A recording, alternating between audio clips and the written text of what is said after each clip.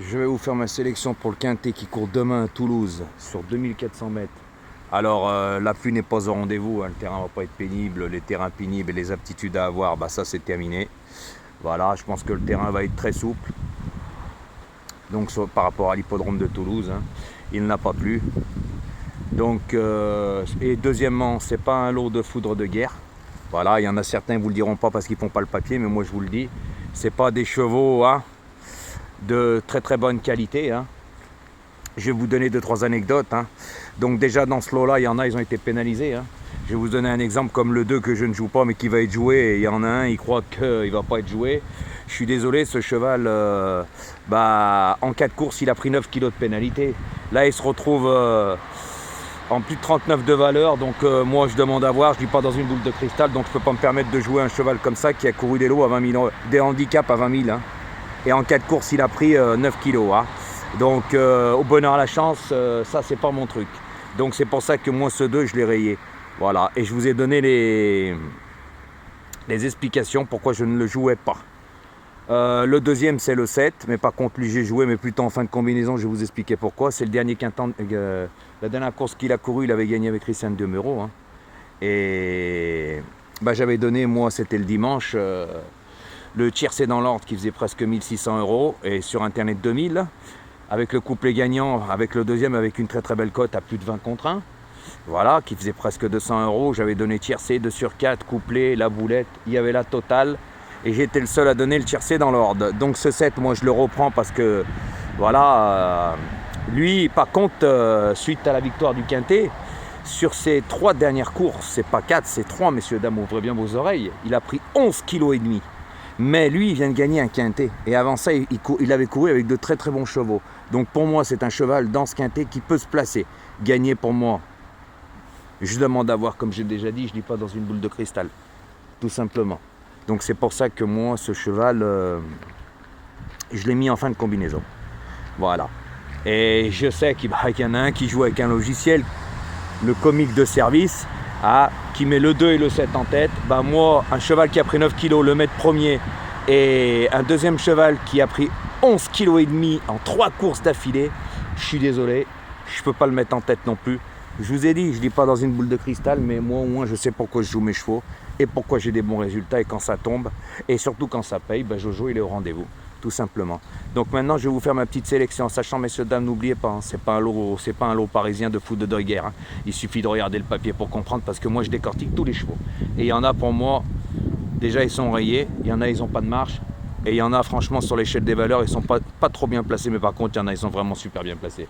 Donc moi en tête de ma sélection, j'ai mis le numéro 15, qui lors du dernier quintet qu'il a couru, c'est la ligne du 6, hein, que j'ai joué aussi. Je vais vous expliquer. Donc j'ai mis ce 15 en tête qui était monté lors de sa dernière course par Maxime Guyon, qui était à 7 contre 1, qui faisait partie des grands favoris, qui n'a pas fait sa course. Pourquoi ? Parce qu'il n'a pas apprécié le terrain pénible. Le demain, le terrain ne va pas le déranger, et c'est un cheval qui a un très bon numéro de corde, qui se monte près de la tête, qui a une très bonne pointe de vitesse, car juste avant le dernier quintet, Maxime Guyon avait gagné avec. S'il lui a renouvelé sa confiance juste derrière dans le quintet, et là, il n'était pas justement à l'arrivée. Et là, il lui renouvelle sa confiance. Ce n'est pas pour rien. Comme je vous ai dit, ce n'est pas un lot de foudre de guerre. Ce n'est pas des chevaux parisiens. Donc, c'est pour ça que moi, je le reprends et je le mets en tête. Tout simplement. Après, ça sera à vous de voir. Surtout que lui, je le trouve très bien placé sur l'échelle des valeurs. Car avant ça, en 2023, 2022, il était placé plus haut sur l'échelle des valeurs. En deuxième position, comme je vous ai parlé, c'est la ligne. Je remets ce 6. Car pour moi, ce 6 est en super forme. Il reste sur une très belle place dans un quintet parisien. Donc pour moi, dans ce lot-là, il a une très bonne chance. Et lui aussi, attention, il peut même gagner, messieurs, dames. Car il a un très bon numéro de corde. C'est un cheval qui se monte pas loin de la tête. Et à Toulouse, il vaut mieux pas se retrouver trop loin de la tête. Ça, c'est moi qui vous le dis. Regardez, aujourd'hui, je vous avais dit qu'à Saint-Cloud, les numéros de corde n'avaient pas une importance. Eh bien, on l'a vu. Car Jojo, il fait le papier. Il connaît les hippodromes. Il sait comment ça se court. Tout simplement. Donc faites attention à ce que je vous dis. Ce 6, pour moi, incessamment sous peu va gagner son quintet. Donc faites attention à lui. En troisième position, j'ai mis le numéro 13 qui va être monté par Fabrice Véron. Alors lui aussi, très bien placé sur l'échelle des valeurs, malgré son avant-dernière course qu'il a été pénalisé. Mais c'est un cheval frais surtout qui a 3 ans, qu'il affronte ses aînés. J'aurais pu le mettre premier, car il peut gagner lui aussi avec un très bon parcours, car il a couru une classe 1 lors de sa dernière course. C'était des très bons chevaux qu'ils étaient estimés. Il était pas loin de gagner une deuxième fois. Donc dans ce lot-là, il est très bien placé, en sachant, messieurs, dames, que je vais vous le dire, les autres ne vous le diront pas. Les chevaux de 3 ans dans ce quintet, ils ont un avantage de 2,5 kg par rapport aux vieux. Donc faites attention à ce que je vous dis. Donc le 13 en 3e position. En 4e position, j'ai mis le numéro 12, un ex-Rouget, qui est très très bien placé sur l'échelle des valeurs, qui lui a couru déjà plusieurs quintes et qui est rentré. Pour moi, demain, avec un bon parcours, celui-là, malgré qu'il est rallongé en distance, peut créer une belle surprise. Donc c'est pour ça que je l'ai mis en 4e position. En 5e position, j'ai mis le numéro 14, qui lui fait une course de rentrée, mais il court déjà bien frais, il nous l'a déjà prouvé. Lui, par contre, est très bien placé aussi sur l'échelle des valeurs, malgré un pas très bon numéro de corde. Mais dans ce lot-là, il a une chance. Pourquoi? Je vais vous expliquer. Car ce cheval a déjà terminé devant le 6. Donc là, moi, je reprends les lignes, les chevaux qu'ils ont couru ensemble. Et quand je fais le papier, je vois qu'il est très bien placé sur l'échelle des valeurs. C'est pour ça que je l'ai mis en 5e position. En 6e position, j'ai mis le numéro 9 qui va être monté par Yoritz Mendiezabal. Alors lui aussi, attention, il est très bien placé sur l'échelle des valeurs. Avant, il était en plus de 42 valeurs. Là, il se retrouve très bien placé, en sachant que lui aussi, là, il est monté par Yoritz, mais lors de ses dernières courses, c'était Fabrice Véron. Je pense que Fabrice Véron a choisi sa monte. Donc c'est pour ça que moi, j'ai préféré mettre le 13 avant et le 9 derrière. Par contre, le 9, ils lui font du bon terrain. C'est vraiment pas un cheval de terrain lourd. Donc tout simplement, c'est pour ça que je le joue, parce que demain, pour moi, le terrain ne va pas être lourd. Donc pour moi, demain, il est très bien placé, malgré qu'il n'a pas un très bon numéro de corde. Je le vois faire une très bonne performance, mais plutôt en fin de combinaison. C'est pour ça que je l'ai mis en 6e position.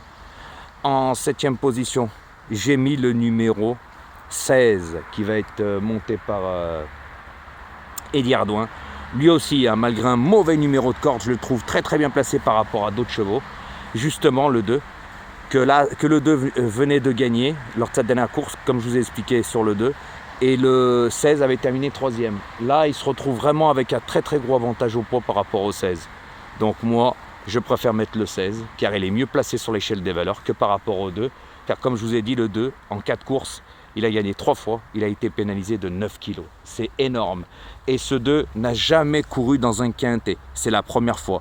Là, il l'emmène ici. Pourquoi, messieurs, dames? Parce que c'est un quintet de faible facture. Ce n'est pas un quintet parisien, comme je vous ai déjà dit. Car lui n'a jamais couru dans un quintet. Donc c'est pour ça que moi, ce numéro 16, je l'ai mis en 7e position. Et surtout avec ce petit poids, il est régulier, toujours dans les 5 premiers, dans toutes les courses où il court. Donc là, il peut faire une belle surprise malgré son mauvais numéro de corde. Et en 8e position, j'ai mis ce 7 qui a été pénalisé, que je vous ai donné la dernière fois, où je vous avais donné un beau tiercé ordre, couplet gagnant. Voilà, et tutti quanti. Donc ce cheval, lors de sa dernière course, il a été encore pénalisé. Lui, en 3 courses d'affilée, avec ses 2 courses handicap plus le quintet, il a pris 11,5 kg. Donc je demande à voir. C'est pour ça que moi je l'ai mis en 8e position. Après, ça sera à vous de voir. En sachant que ce cheval est en super forme. Mais moi, comme j'ai déjà dit, je ne lis pas dans une boule de cristal. Je fais le papier. C'est pour ça que j'ai de très bons résultats. Et ça, les autres ne vous le diront pas. Donc je vous ai expliqué tout ça sur le 2 et le 7. Surtout qu'il y en a un, il met le 2 et le 7 en tête. Un cheval de 9 kg, un cheval de 11,5 kg. Faut le faire. Il y en a, ils sont largement mieux placés que eux2 sur l'échelle des valeurs. Et comme je vous ai dit, même le 2, je préfère le 16 au 2. On en reparlera demain, après on verra. Peut-être le 2 rentrera, voilà. Mais moi, je fais le papier, je joue pas au pif. Voilà la différence des choses. C'est pour ça que moi, niveau résultat, moi, je sais faire le papier. Et je peux vous dire qu'il n'y a pas un pronostiqueur qui fait le papier comme moi je le fais, parce que je décortique tous les choix avant de faire ma sélection. Et jusqu'à présent, quand il y a des gros tiercés, Jojo, il est là. Et les autres, ils sont à la rue complète. Donc, messieurs, dames, faites attention à ce que je vous ai dit et prenez-y bien en ligne de compte. Voilà, surtout que je vous le redis, Toulouse est un hippodrome où ça avantage généralement les chevaux qui courent en tête. Et oui, parce que demain il y a 16, il faudra en doubler 16. Donc après, ça sera à vous de voir. Surtout quand je vous dis, il y en a un qui utilise un logiciel et qui met les deux. Ça prouve bien qu'il ne fait pas le papier. C'est comme hier, pas mettre l'As et mettre le 4 qui n'avait pas couru depuis 1 an. Moi, je ne pouvais pas. Surtout que sur sa vidéo, il disait Le plus cher de la course, c'était le 4. Bah, je crois que vraiment que là, il a plus qu'un problème parce que le plus cher de la course, c'était l'As. Et je vous l'ai déjà expliqué. Donc pour moi, pour raconter les conneries, pareil, c'est que vous n'y connaissez rien. Mais comme je vous ai dit, attention, les bonnes courses arrivent. Hein, et Noël est bientôt là. Et moi, l'année dernière, avant Noël, n'oubliez pas le 28 novembre, un beau quarté horde. Au mois de décembre, 2 tiercés horde. Et à plus de 2000 €. Et même après les fêtes, le prix de Paris, j'avais cassé la baraque. Tiercé quarté horde. N'oubliez pas, mes vidéos sont en ligne. Moi, je mens pas, la vérité est là. Donc, faites attention à ce que je vous ai dit et bonne chance pour demain. Et attention, le quintet, il est à 15 h comme le week-end parce que c'est un jour férié. Et bonne chance, les amis, pour demain. Et écoutez bien Jojo et partagez parce que je peux vous dire avec moi, vous pouvez en apprendre des choses. Et là, je fais un petit débrief parce que le week-end, je n'envoie pas les vidéos à mes abonnés pour leur expliquer pourquoi je joue. Voilà, c'est pour ça qu'ils écouteront, je le fais pour eux aussi. Parce que je vous dis franchement, je vous ai déjà expliqué plusieurs pronostiqueurs, hein, je ne vais pas me répéter. Ne s'abonne pas à un pronostiqueur pour rien pour moi. Ne s'abonne pas à un autre pronostiqueur justement à moi pour rien. C'est pour une seule raison, tout simplement. C'est pour ça que je leur mâche plus le travail. Je préfère partager mes vidéos à mes abonnés, qu'ils apprennent des choses parce qu'il y a beaucoup de personnes qui veulent jouer mais qui veulent apprendre. Et oui, et avec moi ils apprennent, c'est moi qui vous le dis. À bon entendeur et ça sera à vous de voir.